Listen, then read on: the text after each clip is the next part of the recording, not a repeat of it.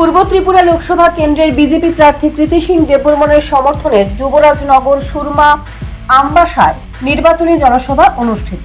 3টি জনসভায় উপস্থিত ছিলেন মুখ্যমন্ত্রী ডক্টর মানিক সাহা।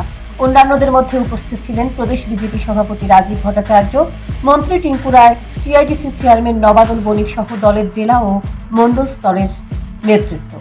যুবরাজনগরে বিজয় শঙ্খনাথ জনসমাবেশে বক্তব্য রাখতে গিয়ে ইন্ডিয়া জোটের তীব্র সমালোচনা করলেন মুখ্যমন্ত্রী ডক্টর মানিক সাহা।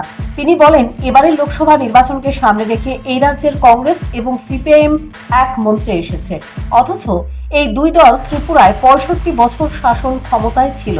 তাদের সময়ে রাজ্যের মানুষ কতটা অশান্তি পেয়েছে তা একমাত্র যারা দুর্ভোগ পোহাচ্ছেন তারাই উপলব্ধি করতে পারবেন। এখন দুই দল বিজেপিকে ঠেকাতে একজোট হয়েছে। কংগ্রেসের দলীয় কার্যালয় থেকে সিপিআইএম এর পতাকা বের হচ্ছে, আবার সিপিআইএম এর দলীয় কার্যালয় থেকে কংগ্রেসের পতাকা বের হচ্ছে। এটা অত্যন্ত দুর্ভাগ্যজনক ঘটনা। যেখানে 3,500 ভোটে আমরা 2023-এর ইলেকশন আমরা জিতেছি, সর্বত্র মানুষ এখন মোদি মোদি মোদি মোদিজি ছাড়া কোনো কথা বলেন না।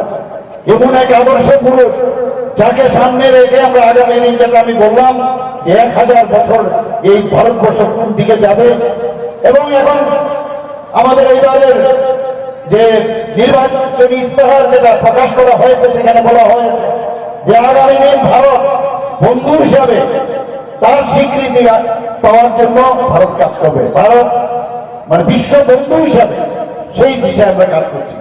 বন্ধুগণ, আপনারা জানেন এই ইস্তেহারে বলা হয়েছে। 3টি জনসভাতেই বিজেপি কর্মীদের উপস্থিতি ছিল প্রত্যক্ষ করার মতো। বিজেপির পাশাপাশি তিপ্রামথা এবং আইপিএফটির কর্মী সমর্থকেরা জনসভায় উপস্থিত ছিলেন। Bureau report, news prime Tripura.